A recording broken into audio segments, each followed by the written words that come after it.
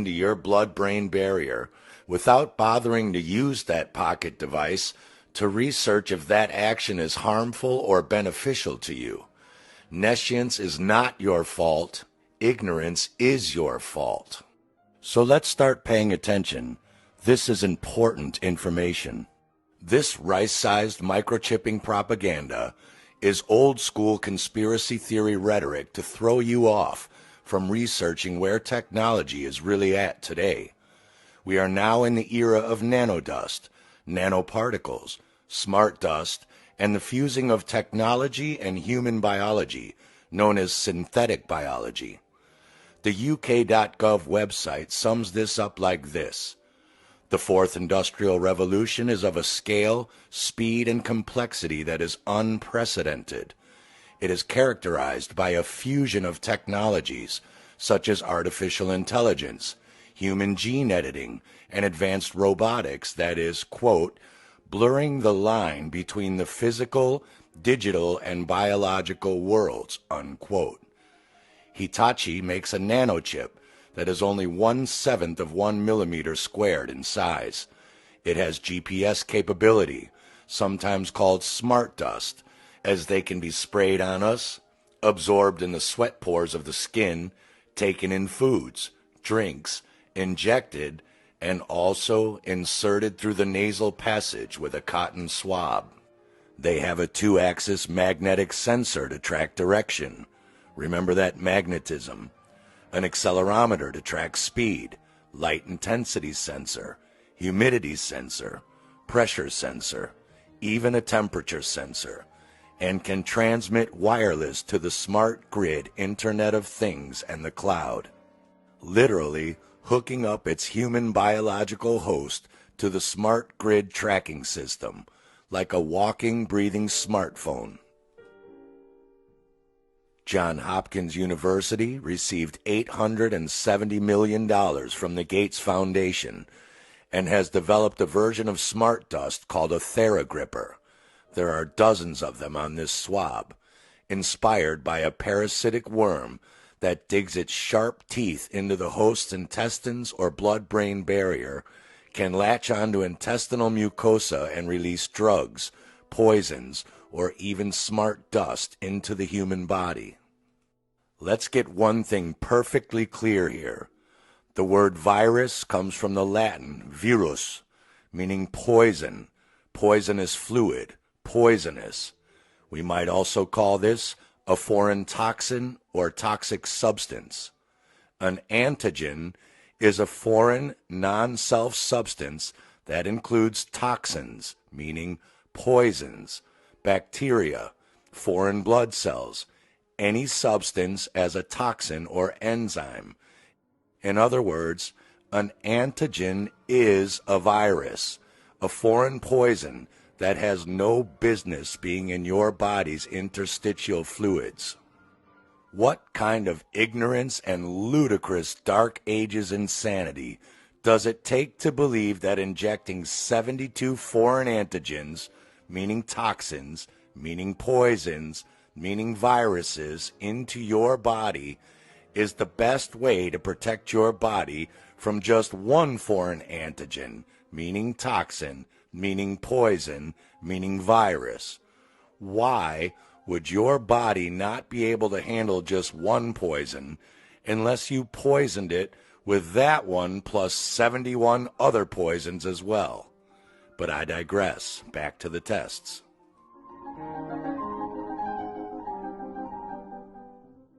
"11 years ago, 2009, nanoparticles for nasal vaccination. The great interest in mucosal nasal vaccine delivery arises from the fact that mucosal surfaces represent the major site of entry for many pathogens. This is false. It is the exit point for your body to excrete poisons enveloped in mucus safely. That's why you have a runny nose during your winter cold and flu detoxification, meaning seasonal antigen or poison removal cycles of your toxic body. Nasal delivery is especially attractive for inserting poisonous antigens into your body, as the nasal epithelium is characterized by relatively high permeability. The use of nanocarriers provides a suitable way for the nasal delivery of antigenic molecules, meaning a fast way to poison your interstitial fluids directly up your nose. Then we have the DARPA hydrogel biosensor and plantable nanochip that appears to be slated for the upcoming COVID vaccines that the U.S. Department of Defense and the Bill and Melinda Gates Foundation have partnered with Profusa, a Silicon Valley company, to manufacture. But hydrogel nanoparticles and nanocomposites have already been researched for nasal drug or vaccine delivery, not just injectable vaccines.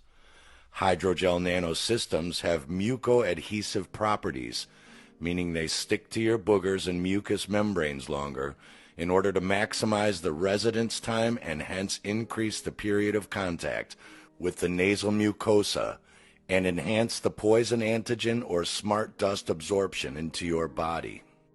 Another study speaks about the development of intranasal, oral, topical, pulmonary, and rectal vaccines, but found the nasal route offers the most promising opportunity for vaccine administration of adjuvants, meaning poisons, mucoadhesives, smart dust particulate delivery systems, virus-like particles, meaning more poisons, getting around vaccine regulatory authorities, and issues for effective antigen or poison retention periods that enables its interaction with the lymphatic system.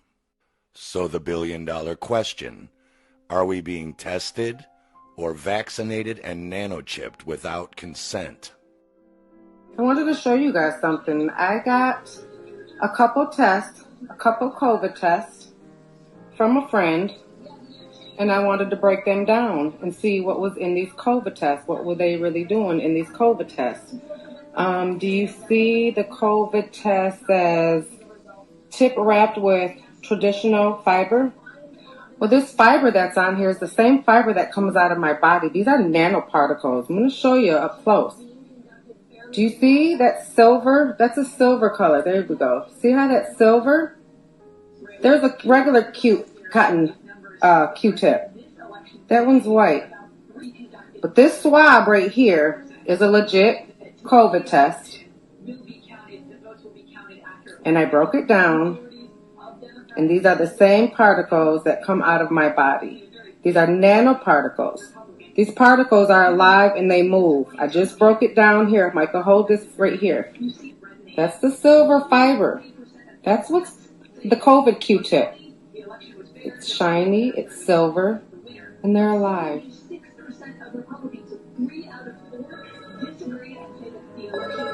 Do you see that, people? Do you see them silver particles? That's all this.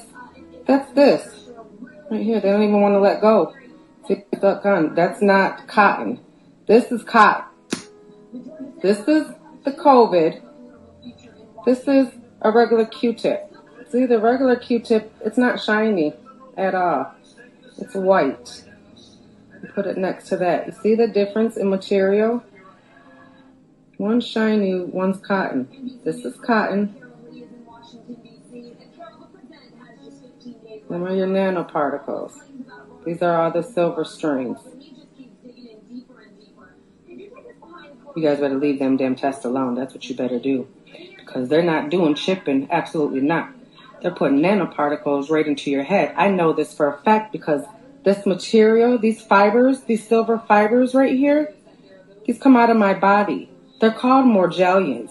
If you don't know what morgellons are, go look at what morgellons are. Dr. Casey has taken numerous fiber samples and says they're unlike anything she's ever seen. They are not textile. They are not any known substance. Dr. Casey was amazed by the mysterious fiber on Brian's hand and decided to have it tested. She tugs on it, but the fiber holds firm. Finally, it comes loose. We took the whole plug of skin with it. Dr. Casey and her colleague, Dr. Randy Wymore, take the samples to Tulsa's crime lab. Morgellons fibers are not any known textile, cotton or rayon or nylon. Not any of those. What's more, the fibers don't burn when exposed to high heat. Have you ever done a fiber that didn't vaporize completely other than the Morgellons fiber? No. Many in the medical community are nonetheless skeptical, but people who say they have Morgellons are desperate. These are silver fibers. It's not cotton. This is what the COVID Q-tip test is. You see that one down there alive? They do their own thing. Look, he's trying to grab it. He's mad. See him? This is what they put in the head. This is their COVID test. They're putting this shit right in the brain. Close to the brain. He's mad. Look. See him? He's getting mad. So you guys think I'm lying? I'm showing you live. Look at him getting mad. He ain't even breathing on it, and it's fucking moving. Oh, he got mad. You see him, Micah? Mm-hmm. Holy shit, they really are alive. Look at how they're fighting each other. Look at this one. Look. Oh, they got a link. Now let me see if I can pull them. This is the COVID test. Oh, hell It just wrapped around that other one. Wild. This is so wild, y'all. I can't believe y'all let these people put these Q-tips in your guys' head.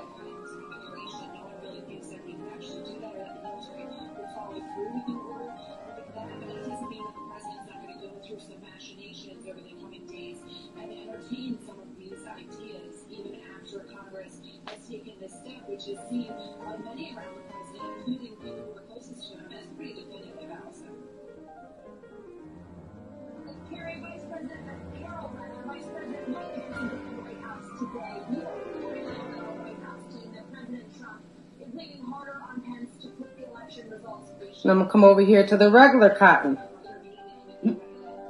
Nothing. There's proof.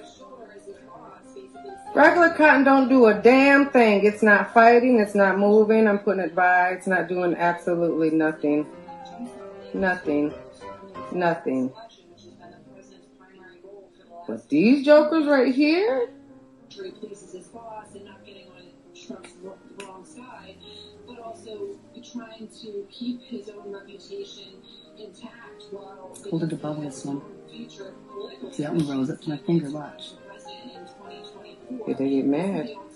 The same shit. This is nanoparticles, Morgellons. This is the COVID test. This is what the COVID test is. Look, he's still trying to come after me. Mm-hmm. You don't get on somewhere.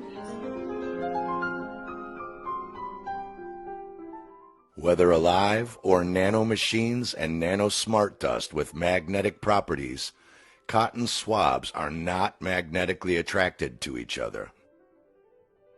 On a COVID's thread, we find this alarming claim by someone whose name I have redacted, alleging, went to do a COVID test and they handed me the swab and I took off with it. When I got home and examined it, I found this holographic optical chip on the end of the swab. I ran a Pixie scan on it, and sure enough, I detected TC, technetium, element 43, a radioactive transition metal with bioinfiltrator properties, including mind control and DNA direct manipulation. Holy f. This is the holographic optical chip he claims to have found. Then, a conversation ensues between people with real names I've redacted, claiming, wow, just as I suspected, found in a swab test kit. It is a pyrophosphate ion with TC99M, which adheres to calcium deposits. Calcium is known to be liquefied in 5G frequencies.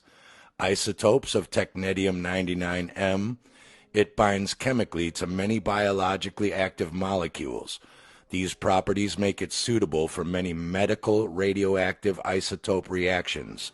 When TC99M is combined with a tin compound, it binds to red blood cells and can therefore be used to map circulatory system disorders. And then there is a link to microscopic nanotechnology polymer fibers. Do you believe that this mRNA vaccine is going to genetically